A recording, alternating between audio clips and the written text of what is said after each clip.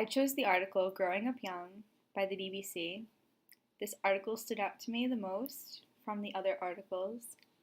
I thought it was interesting because social media does play a big part in our everyday lives. Especially women, we're under a lot of pressure to look a certain way, to act a certain way, based on what we see on Instagram and Facebook. So the article starts off Growing Up Young. Has adolescence ever been harder for girls as they enter a world where appearance rivals achievement and judgment is only a social media comment away? Meet some young women from Merryside who are navigating this tricky moment in their lives. The first girl is Holly. She's 15 years old. She says, "If I leave the house without makeup, I don't feel as much myself. It gives you confidence. I would say everyone feels the pressure from social media, even subconsciously. When people start posting pictures of their bodies, there is pressure for other girls to do the same and meet that standard. Everything is so enhanced, a lot of what you see isn't even real anymore." I think this can be said about a lot of girls in this day and age. They feel very insecure going around without makeup and hair done, and most girls go through a phase where they'll feel ugly or vulnerable without wearing tons of eyeshadow, mascara, eyeliner, or going out without doing their hair. Basically, they make themselves almost unnatural, when in reality, their natural beauty is when most of them are at their best. And whoever said that drawing black lines on your eyes makes you better looking? Who said walking around half dressed makes you more appealing or look better? It's also true about what Holly says about people not really being real anymore, because in today's day and age there are so many applications that you can use to alter your appearance, and I think a lot of girls use those applications to add makeup and make themselves look skinnier and what they think is prettier so they can appear more beautiful and post on Instagram so they can get more likes and more followers. And it just puts everyone under a lot of pressure to try to copy this image. Also, girls who are very young, 13, 14 years old, who shouldn't be worrying about things like makeup and false eyelashes and hair extensions, but they are because they're under pressure from what they see on television and on the internet. Holly goes on to say, "I'm influenced by celebrities' style. They set the trends and everyone wants to fit in by wearing what's popular." This is also very true because what a lot of girls see on television and in magazines and on the internet, they think they need to copy, and a lot of it is very fake. For example, if you look at a family like the Kardashian family, who is very influential, they're full of plastic surgery and fake body parts and have their makeup done professionally and their hair done professionally every day, and it gives this unreal standard for everyone to go by. The next girls featured in the article are Bella and Molly. "I'm a feminist, but I'm allowed to be insecure about my appearance, which is why we want to see flawed women on screen. You want to be attractive, but you've also got to be strong. The media sometimes gets on top of you, and you see an image, and you know it's photoshopped, and you're like, yes, I do want to look like that, yet I know it goes against being clever and wanting to go to uni, and that it's what's inside that counts."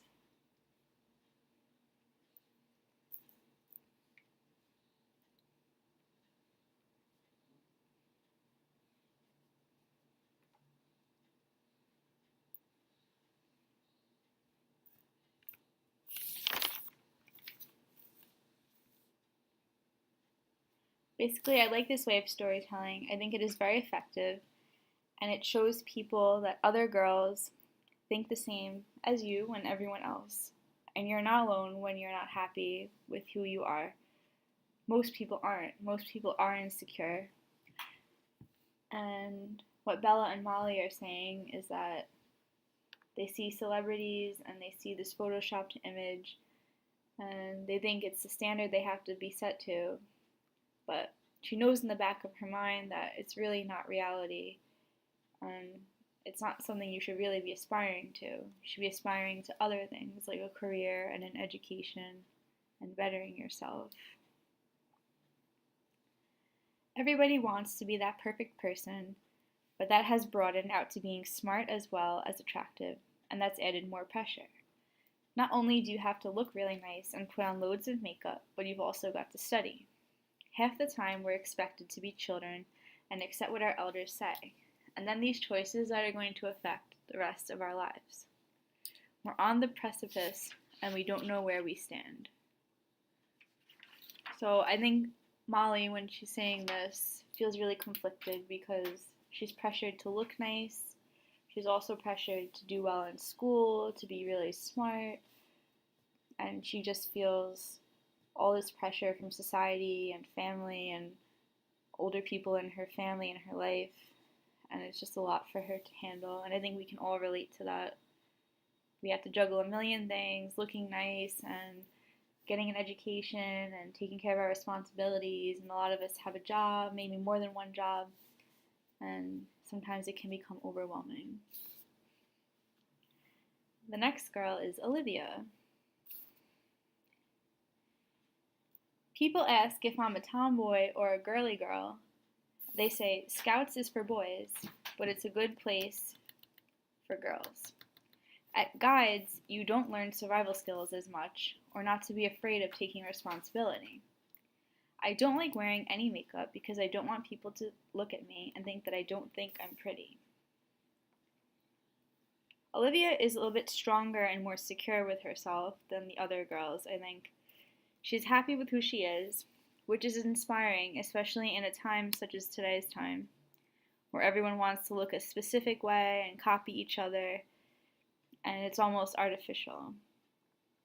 No one is happy with themselves. I think people believe being skinny or having plastic surgery is what the norm should be and what everyone should look like.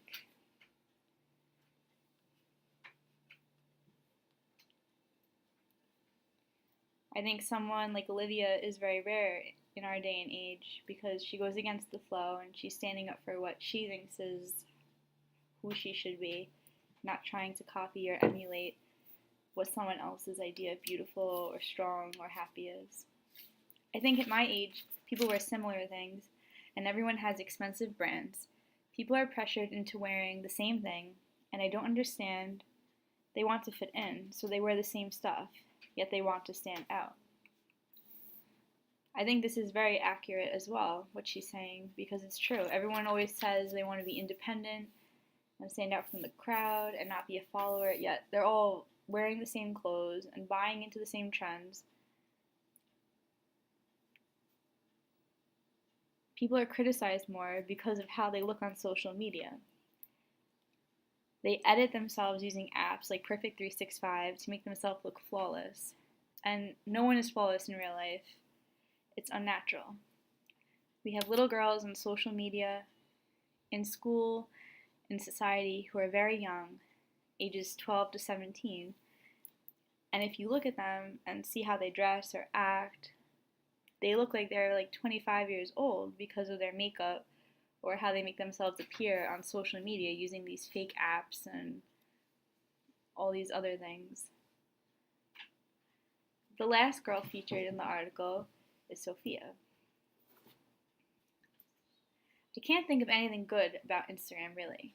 You're either worried that you follow too many people, or you're worried that you haven't got enough followers, or what you're posting isn't true to you, or that it's not what you want to reflect. You're not the likes that you get. That's an important line to draw. Then you can start enjoying social media. I think this is true because a lot of people in today's day and age judge themselves by how many followers they have on Instagram, how many friends they have on Facebook, how many likes they get on their pictures. If they post a picture where they edit themselves, they put on makeup, they're half dressed, they'll get hundreds of likes. If they post a picture that's not so superficial, maybe they don't get as many likes, and they're basing their world, their lives on how many likes they have on Instagram, and it's a fake world. Half the time you don't even know who these people are that are liking your pictures. So it's a little sad that that's what it's come to, the society, that you're being judged for how many people follow you on Instagram. You probably can't even count how many people are really actually your friends on one hand, but you have 2,000 people following you on Instagram and you don't even know who they are, liking your pictures and putting up quotes and pictures of yourself to try to appear like something you're not.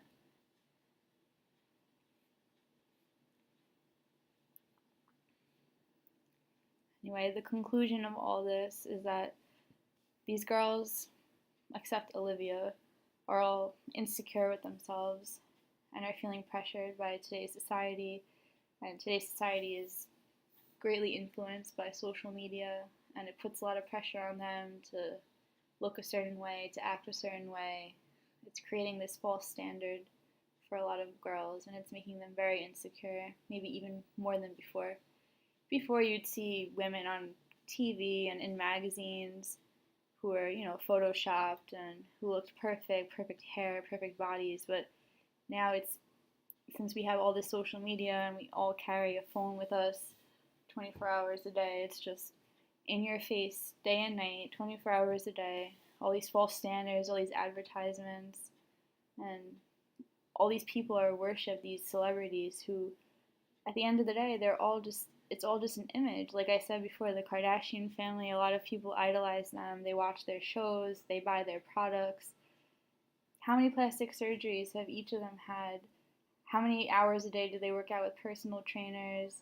How many people come in every day before they air their show to fix their hair, to dye their hair, to add extensions, to put on makeup? I mean, it's ridiculous. And then this is what people are seeing.